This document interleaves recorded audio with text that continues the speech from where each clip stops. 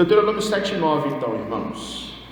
Saberás, pois, que o Senhor teu Deus é Deus, o Deus fiel, que guarda a aliança e a misericórdia até 1000 gerações aos que o amam e cumprem os seus mandamentos. Amém?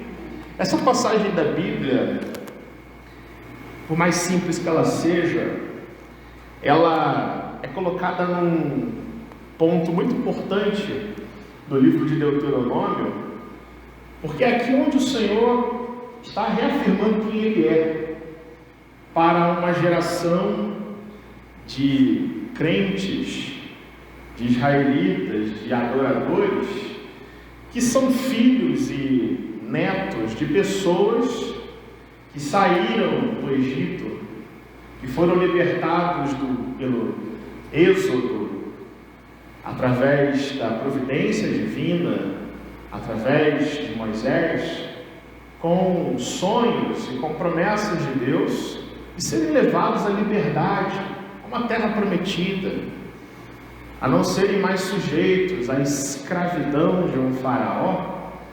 Mas a gente sabe que isso tem um significado mais além, significa a libertação espiritual de um povo, a libertação de uma opressão feita não por um príncipe, não por um rei da nação mais poderosa da terra, mas a libertação do coração deles, do pecado, deles se voltarem para Deus e serem uma nação, um reino de sacerdotes, um povo exclusivo do Senhor.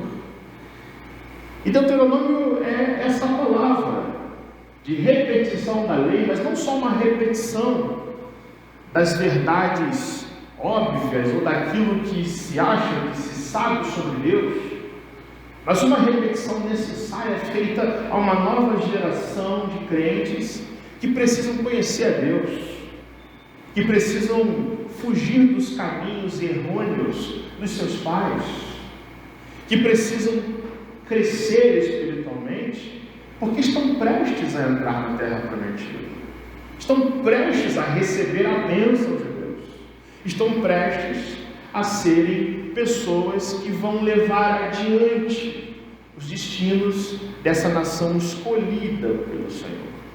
Esse texto que lemos, ele revela a escolha divina, a escolha do Senhor em desejar ter o povo de Israel como seu povo, no sentido de estabelecer com eles uma aliança, um contrato, um tratado, um pacto, um relacionamento sustentado em eles serem povo de Deus e Deus ser o Deus do seu povo, manifestando toda a graça, toda a misericórdia, todas as bênçãos que vêm desse pacto, mas também estabelecendo consequências tristes, danosas, no caso de esse povo se manter rebelde e infiel à aliança do Senhor. Isso leva a gente a perceber, irmãos, com a nossa vida, que o nosso relacionar-se com Deus, a relação que temos com Deus, não se trata de nós termos escolhido Deus para Deus ser o nosso Deus. Aliás, às vezes muitas pessoas hoje se enganam por acharem isso. Eu preciso escolher um Deus que caiba dentro da minha lista de pré-requisitos. Muitos, não poucos hoje, partem de igrejas a igrejas, de religiões a religiões, e o que motiva boa parte dessas pessoas não é o desejo de serem encontrados pelo Senhor, mas de encontrar um Deus que satisfaça seus próprios caprichos, suas necessidades tolas e fúteis e mal intencionadas com relação à vida. A palavra de Deus nos mostra aqui que, na realidade, o nosso relacionamento com Deus é sustentado não em termos escolhido Deus, não em termos feito uma opção baseada em alguma sabedoria que haja no nosso coração para a gente dizer: Deus tem condições de ser o meu Deus, esse Deus aí eu gosto. Não, a palavra já está nos ensinando que o nosso relacionamento com Deus é sustentado pela verdade de que foi Ele que nos escolheu, de que Ele nos selecionou, de que Ele olhou para nós, não viu nada de interessante, mas se interessou. Não me explique por que isso aconteceu. Não me explique o que Deus viu em mim, ou o que viu em você, para nos amar. Mas nos contentamos e nos sentimos seguros com o fato de que, uma vez Deus tendo nos amado, nos escolhido, tanto quanto escolheu o povo de Israel, nós então descansamos seguramente nas suas promessas, na sua aliança conosco, no nosso pacto conosco. E a gente percebe uma coisa, meus irmãos: essa ideia bíblica de eleição, de escolha, de predestinação, de Deus olhar para nós com olhos não de ira, mas de misericórdia e de graça, não tem apenas a ver só com a nossa salvação, mas tem a ver também com relacionamento, tem a ver com bênçãos, tem a ver com vida, tem a ver com provações que nós enfrentamos, tem a ver com de que maneira Deus trata o nosso próprio pecado, e até mesmo de que maneira a providência do Senhor, como Deus se projeta nas nossas vidas para interferir nas nossas vidas, especialmente quando nós escolhemos caminhos que Ele não aprova, especialmente quando nós fazemos planos e colocamos na cabeça tantas coisas sem consultar a Deus antes, mas porque Deus tem interesse em mim, e porque Deus tem interesse em você, e porque Deus elegeu a mim e a você, Ele vem a nós e lida com os nossos planos, porque conosco estabeleceu uma aliança, um relacionamento, um pacto. E esse livro, esse texto, nos chamam a entender a fidelidade de Deus, o propósito de Deus em se manter fiel e cumprir a sua parte nas suas promessas. Como eu disse, a geração que sai do Egito, lá no livro de Êxodo, é a geração que morre no deserto. O livro de Números relata fatos e uma jornada tragédica por meio do deserto. A nova geração, filhos dessas pessoas que vão entrar na terra prometida, é a geração que recebe a repetição da lei. O livro de Deuteronômio é direcionado à cria dessa gente, a novas pessoas, e Moisés tem agora a missão de prepará-los para que eles recebam a herança do Senhor, e recebam a bênção do Senhor, e não façam pouco caso. Não façam pouco caso das bênçãos de Deus. Que a questão não é só ser abençoado. A questão é o que a gente está fazendo com as nossas bênçãos. A questão não é só olhar para Deus e dizer: Ele me ama, Ele me salva, Ele me dá tudo. A questão aqui é: eu estou aproveitando? Está sendo bom? Está sendo para a glória de Deus? Deus está sendo glorificado na minha atitude, no meu jeito de vida, naquilo que Ele mesmo quer de mim? Essa é a questão no livro de Deuteronômio para essa geração. E qual é o ponto de partida para que eles entendam essa responsabilidade com a aliança com Deus? Eles precisam conhecer o Deus que tem. E sem conhecimento de Deus, meus irmãos, nós estamos fadados ao fracasso. Adorar a Deus sem saber que Ele é Deus e as decorrências bíblicas disso é um tremendo insucesso e uma infelicidade. Israel precisa entender o Deus que tem, precisa saber quem Deus é, como que Deus age e o que Ele requer nessa aliança. E para esse povo está prestes a entrar na terra prometida, é que Moisés fala essas palavras do verso 9: saberás, pois, que o Senhor teu Deus é Deus, o Deus fiel, o Deus que guarda a sua aliança, o Deus misericordioso que guarda a sua misericórdia até 1000 gerações aos que o amam e cumprem os seus mandamentos. Perceba nesse texto, irmãos, como que Deus mostra a sua fidelidade. Ele chama o povo e diz: saibam que o Senhor teu Deus é Deus. O povo precisa saber a quem serve. O povo precisa entender quem é o seu governante. Qual é o padrão ético desse Deus? O que Deus requer em termos de conduta, em termos de relacionamento com o próximo? O que Deus exige dessas pessoas? O que eles devem ter no seu coração para se portarem na terra prometida, considerando que há nações em volta que não adoram a esse Deus, mas adoram outros deuses. A terra prometida, como a gente sabe, está rodeada de povos que adoram todo tipo de ídolos. Adoram a natureza, adoram o sol, adoram animais, e por isso é a advertência desse texto. Israel, saiba que o seu Deus é Deus. Saiba que esse Deus é o único que libertou vocês do Egito, não foram os ídolos.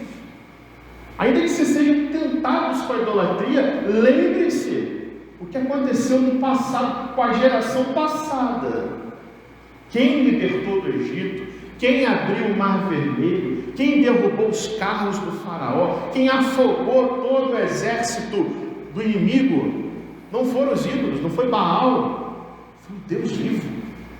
Portanto, saberás que o Senhor teu Deus é Deus, o único que pode dar a vitória, o único que pode dar a libertação, o único que é fonte de vida, o único para onde vocês podem correr na hora do aperto, o único que na hora do desespero existencial do coração é o único que pode trazer para você cura, satisfação, libertação. O único que pode ir à frente de vocês, povo de Israel, e batalhar as suas guerras, e derrubar os seus inimigos, dar a vocês a vitória. Saibam que o Senhor Deus é Deus. Olhe para esse texto: saberás que o Senhor teu Deus é Deus, o Deus fiel, que guarda a aliança e a misericórdia até 1000 gerações. Olha isso. Quem é esse Deus, que também é o nosso Deus? É o Deus fiel. Um dos mais importantes atributos desse Deus é a sua fidelidade. Palavra esta que a gente cantou nesse culto, dizendo: tu és fiel, Senhor, meu Pai Celeste, teus filhos sabem que não falharás. Mas o que é a fidelidade do Senhor? Esse atributo tão importante nos traz uma ideia de segurança. Teu Deus é o Deus fiel. E essa palavra no idioma hebraico significa estabilidade, apoio, confirmação das coisas, segurança, confiança. Saiba, Israel, que teu Deus é Deus, o Deus fiel. É um Deus que não saculeja, é um Deus cujos planos Ele faz, eles acontecem. É o Deus que diz que as coisas vão acontecer desse jeito, e elas não acontecem daquele jeito, é desse jeito.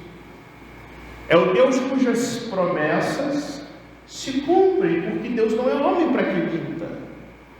É o Deus que, se Ele prometeu guardar com vocês uma aliança, tenham certeza, povo de Israel, esse Deus não vai abandonar vocês, não vai desistir de vocês.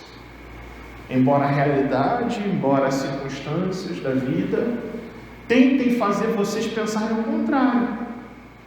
Embora provações, povo de Israel, vocês vão ter que passar em muitas na vida de vocês, sofrimentos os mais variados, muitos inclusive por causa de pecado, de consequência da desobediência da aliança, mas saibam que Deus ainda assim é fiel, que Deus ainda assim é fiel, não a vocês, não ao povo, mas à sua aliança.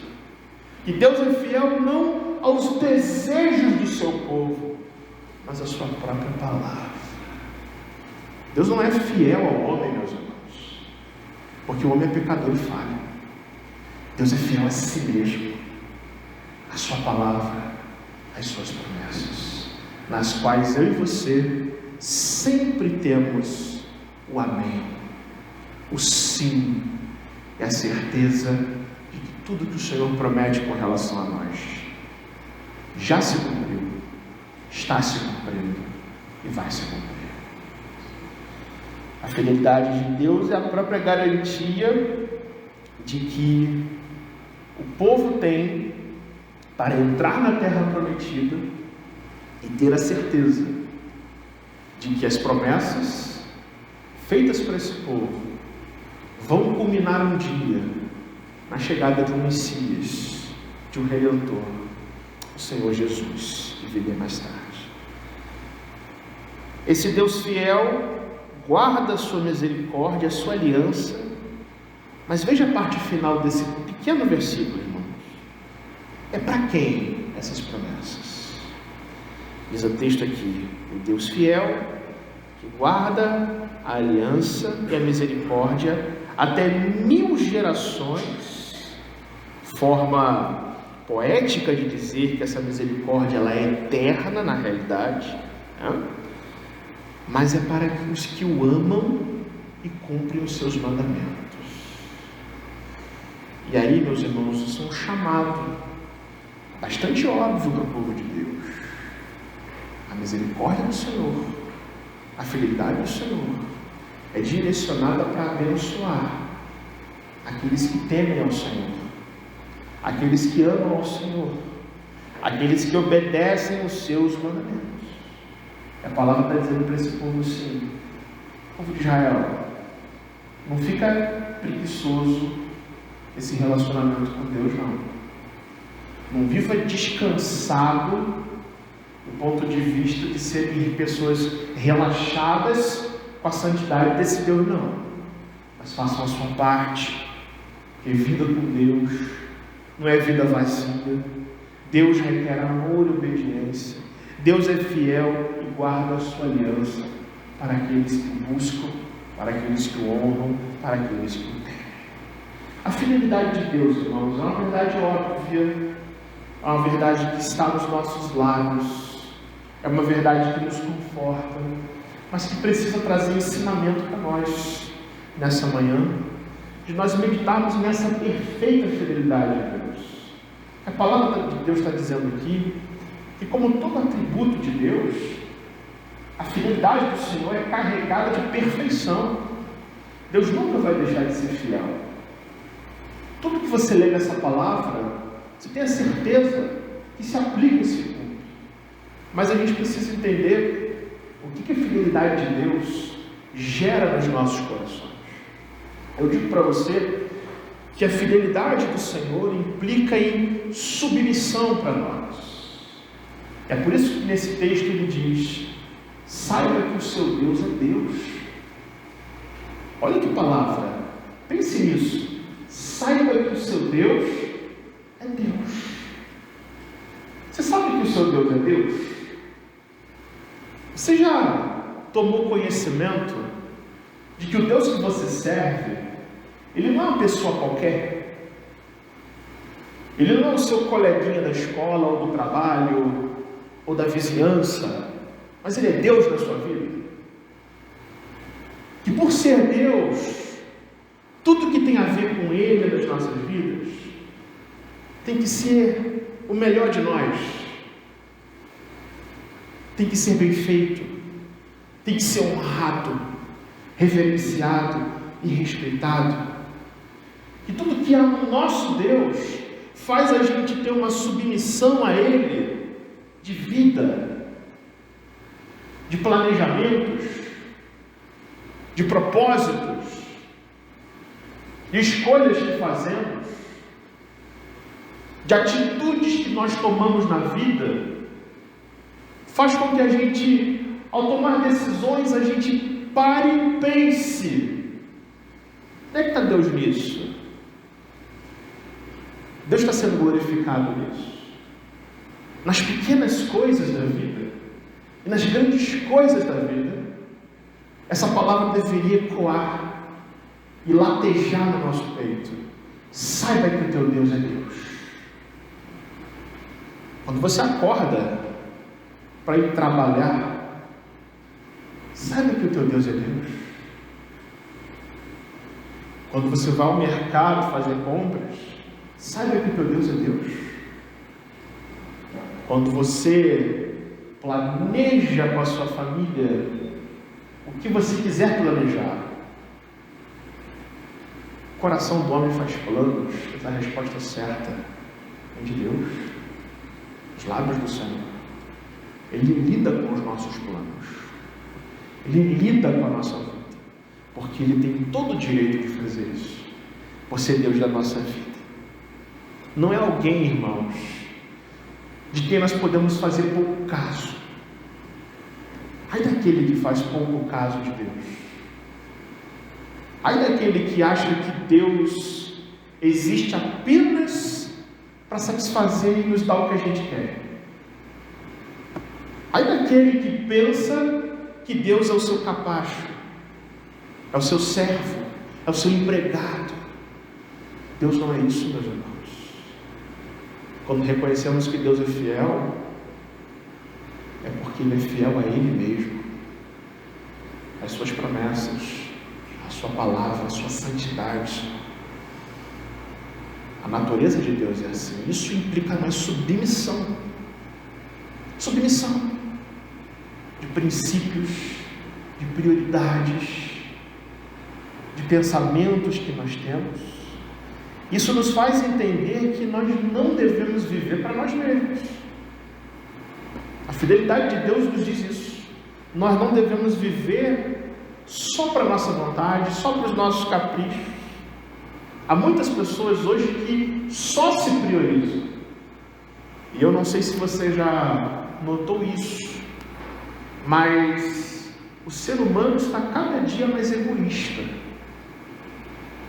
Aliás, a pandemia mostrou isso. Não criou isso, mas mostrou isso. Acentuou isso. A cada dia mais, vemos pessoas cultuando o seu próprio ego, pensando só em si mesmos, no seu sucesso, na sua beleza, no seu charme, na sua fama, no seu dinheiro, nos seus negócios, acima de tudo. Onde é que está Deus nisso? A palavra de Deus diz: saiba que o teu Deus é Deus. Lembra do teu Criador, diz o livro de Eclesiastes, na tua mocidade. Mas quando você ficar velho, você não perca o prazer da sua vida. A fidelidade de Deus implica em submissão para nós, mas também a fidelidade de Deus, ela é fonte de consolação para nós. Moisés declara aqui como Deus se comporta, como Deus age diante do seu povo. É um Deus fiel, que protege a aliança que fez com o seu povo, que assume um compromisso de não falhar com a sua parte. que é perfeito em ser fiel e é perfeito em ser misericordioso. Está no texto. O Deus fiel que guarda a aliança. É o Deus que estabeleceu a aliança, que colocou as regras na mesa, diz: é isso, povo de Israel, agora me sigam, mas entendam, eu serei fiel, eu sou fiel e eu honrarei a minha parte, darei a vocês a terra prometida, cumprirei as promessas que fiz a Abraão, as promessas que fiz no Sinai, quando dei a lei a vocês. Tenham garantia disso. Isso para nós, meus irmãos, fala que Deus tem todo o direito de nos punir, todo o direito, meus irmãos, de nos provar. Mas a nossa vida, a nossa saúde, aquilo que nós já somos, é fruto da misericórdia desse Deus. Porque este Deus guarda a sua aliança conosco. Porque em Jesus, eu e você somos herdeiros desse pacto, de Deus ser o nosso Deus e nós sermos o seu povo santo. Isso, irmãos, é fonte de consolo para os nossos corações. Saber que esse Deus é fiel deveria trazer paz às nossas inquietações na vida. Saber que mesmo se nós formos infiéis, Ele permanece fiel. Pense um pouco nisso. Se você for infiel, se você pecar, se você se desviar, se você se esfriar e se esmorecer na fé, Deus ainda assim, se Ele escolheu você, Ele busca você, Ele toma você pela mão. Se no mais difícil momento da sua vida, do seu coração, as suas forças acabam, seu tanque fica vazio, esse Deus diz para mim e para você: eu continuo fiel, eu sou o Senhor e não mudo. Deus vai dizer mais à frente. Isso é fonte de consolo. A gente se consola em saber, não é saber se as coisas vão ficar bem ou não. A gente se consola na vida em saber que Deus é fiel, que Deus é fiel e dá a cada um de nós o que nós precisamos, de acordo com a sua vontade. Que muitas provações às vezes acontecem na vida, para a gente perceber que Deus é fiel. Ele chama a você a crer nisso, crer na fidelidade do Senhor. Quando a vitória chega, é muito fácil, irmãos. Crer que Deus é fiel no meio do deserto é que é o grande desafio da alma. A gente deveria ser consolado, não pela resposta de Deus, mas pelo caráter de Deus. O caráter de Deus, irmãos, consola a mim e a você muito mais do que as suas bênçãos. O caráter fiel de Deus traz paz e regozijo e alegria ao seu coração infinitamente mais do que as bênçãos que Ele te dá. Por isso a fidelidade de Deus é fonte de consolação. Tem que ser a fonte de consolação. A nossa vida em Cristo se dá porque a fidelidade de Deus foi o que trouxe o seu Filho a este mundo para morrer pelos nossos pecados. Até nisso Deus é fiel. Ele prometeu o Messias, Ele enviou o Messias. Ele prometeu a salvação e derramou a sua salvação. Ele prometeu reconciliar o homem com Ele e fez isso no Senhor Jesus. Tem dúvidas de que Deus é fiel? Olhe para o teu Salvador. Olhe para o Senhor Jesus. ele é a prova da fidelidade de Deus. A fidelidade de Deus também implica compromisso, submissão, consolo, mas também compromisso. Compromisso para mim e você. Porque tudo isso, irmão, se aplica a nós. Tudo isso a gente vai viver assim, só vai conseguir viver assim, irmãos, quando respondemos a Deus também com fidelidade. A parte final desse versículo diz assim, que a misericórdia de Deus é até 1000 gerações aos que o amam e cumprem os seus mandamentos. Então tudo isso, irmãos, incide sobre nós e se aplica a nós quando eu e você colocamos o coração nisso. Quando eu e você temos a proposta de ouvir a voz do Senhor falando conosco e reagimos a Ele na vida com adoração, com devoção, com mudança de vida, com entrega do nosso coração a Cristo, e tudo isso nos envolve uma vida cristã autêntica.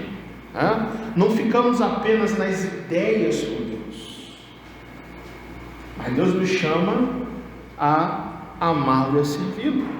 Olha o que está no texto: aos que o amam e cumprem os seus mandamentos. E esse amor que a palavra está nos ensinando aqui traz uma ideia que é emocional. Amar a Deus envolve emoção e ação. Toca no teu coração, no teu intelecto, nos teus sentimentos, mas nas tuas atitudes. Isso é o amor. Isso é o amarás ao teu Deus de todo o teu coração. Mas também este amor se visibiliza quando você cumpre os seus mandamentos. Em outras palavras, amar a Deus e obedecer a Deus é a mesma coisa. Quem obedece a Deus é porque ama. Quem ama o Senhor cumpre os seus mandamentos.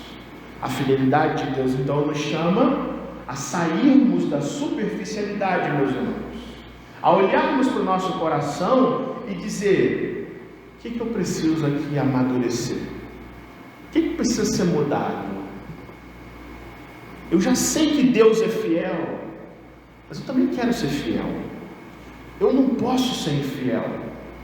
A palavra diz: se nós formos infiéis, sim, mas eu não quero ser infiel. Eu quero servir a Deus. Eu quero amar a Deus sobre todas as coisas. Eu quero viver para Jesus. Eu não quero ficar apenas na órbita da vida com Deus. Eu quero entrar na vida com Deus, né? Isso, irmão, só acontece quando a Jesus, o nosso Salvador, nós entregamos os nossos sonhos, nós entregamos os nossos planos, nós entregamos a nossa vida em total comprometimento com Ele. Quando nós varremos para o lixo da nossa vida todas as coisas que não são pertinentes ao reino de Deus. E quando falo reino de Deus, me refiro ao padrão de Deus, padrão ético espiritual, a uma espiritualidade, a uma vida com Deus sadia, saudável, que cresce e amadurece, para que a gente ame ao Senhor, para que a gente cumpra os seus mandamentos. Jesus Cristo, meus irmãos, morreu numa cruz, não para gerar crentes infiéis. Jesus Cristo morreu numa cruz, triunfou sobre a morte e sobre o inferno, para que eu e você fôssemos fiéis a Deus, fiéis como Ele foi ao Pai. Essa manhã, esse texto se aplica aos nossos corações, Deus. Quando nós ouvimos o chamado de Deus, e tudo isso se concretiza quando nós nos aproximamos de Deus com humildade de vida para sermos submissos. Deus nos chama à humildade, a nos aproximarmos dEle, nos entregarmos a Ele com o coração desguarnecido de ideias, de autonomias, de nos acharmos senhores da nossa vida, mas nos aproximamos com humildade para sermos submissos a Ele. Deus nos chama nessa manhã, olhando para a sua fidelidade, a descansarmos nas suas promessas, descansarmos o coração nas suas promessas, não vivemos como pessoas desesperadas para com a vida, mas descansadas, seguras nos braços do nosso Deus que é fiel, porque a fidelidade de Deus nos mostra que as suas promessas jamais falharão para conosco. Isso tem que reforçar nossa confiança no Senhor. O Deus fiel também nos chama a respondermos a Ele com atitude de vida, atitude, com mudança do nosso coração, da nossa mente, em Jesus Cristo, nosso Senhor. Que Deus nos ajude, Deus nos dê a sua graça e a sua misericórdia, para que nós sejamos crentes fiéis e verdadeiramente fiéis a Ele. Vamos fechar os nossos olhos, vamos falar com Deus.